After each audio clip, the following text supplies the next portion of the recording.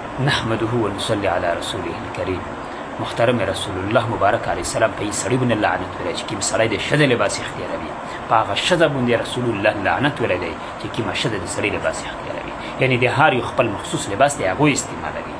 قدرمن دی نن د میش په سهار چې کسه ګلټېدو، نن د میش په سهار چې څه یاره بندی قدرمن ده څڼې یې څه شته پرېږدې څه چې څڼې اکرام نشي کولی. من کان له شعر فلیکرمه، رسول الله فرمایي څڼې یې پرېږدې بیا کښلې صفوي کول شریعت مطابق، شریعت صفحه کوای هم کښلې مطلب بنځا هم کښلې جوړوه، داسې نه چې ته څڼې یې پرېږدې څټه ګلټې وروچوي. ګلټې به کوم کتابه شي، کوم مذهب شي، کوم دین شرو او د هغه رنګ سار ته ریبن وچوه، په دا باندې زه ته فخر کوي، په دا باندې راون چې تیک ته ډاډ بډ درېمي او که بل انسان خو انسان نشي درته ښکارېده.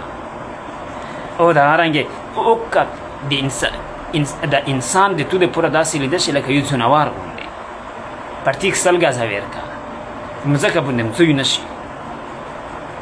برېتینا په دا کور باندې چګوي، په لار باندې راون چې برېتینا سره چګوي ژیره باندې د رسول الله مبارک عزت مبارک سنت پورې ټوکه او مسخرې کوي عزت. اخر که د سړیتوب کله رشد درېږي، د انسانیت کله زده کوي، دا د رسول الله مبارک سنت زه کله خپلوي.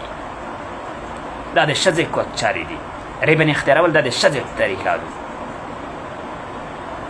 سر ته ګلټې اچول دا د ښځې طریقه ده. سړی د زونه جوړ کا مو ته هم دا حکم دی، تو ته هم دا حکم دی چې د رسول الله سنت در خپل کا، کنې په دنیا هم ذلیل وي، په آخرت هم ذلیل وي، ټول عمر د ذلت ژوند تېروي.